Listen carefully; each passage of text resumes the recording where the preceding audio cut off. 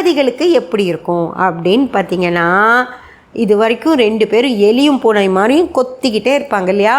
அவங்கெல்லாம் இந்த காலகட்டத்தில் பேசாமல் இருப்பாங்க, சண்டையே போட்டுக்க மாட்டாங்க, ஜாலியாக இருப்பாங்க, என்ஜாய் பண்ணிகிட்டு இருப்பாங்க. எப்படி இப்போ ஏன் சண்டை வர மாட்டேங்குதுன்னு தெரில. ஏன் அப்படின்னு பார்த்தீங்கன்னா, நேரம் அப்படின்ற ஒரு விஷயம், அதுவும் ராகு அப்படின்ற கிரகம் சுக்கிரன் அப்படின்ற ஒரு கிரகத்தோடு சேரும்போது அங்கே அன்பு அப்படிங்கிறது அப்படி கொட்டும். ஓகேயா? அந்த அன்பில் தெளிச்சு போய் அவங்க எந்த வித பிரச்சனையும் பண்ணிக்காமல் 2 பேரும் ரொம்ப ரொம்ப சந்தோஷமாக அந்யோன்யமாக இருப்பாங்க ஃப்ரெண்ட்ஸ். ஓகேங்களா?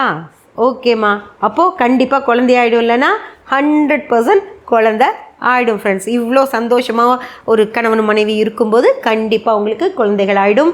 அதே போல் 2வது குழந்தைகளும் இந்த நேரங்களில் தான் அவங்க பிளானிங்லேயே இல்லாமல் இருப்பாங்க. இருந்தாலும் இந்த காலகட்டத்தில் அவங்களுக்கு 2வது குழந்தையும் ஆகிடும். அதனால் மிக மிக சிறப்பாக குழந்தைகளுக்கான வாய்ப்புகள் இருக்கிற நேரம் இது. யூஸ் பண்ணிக்கோங்க.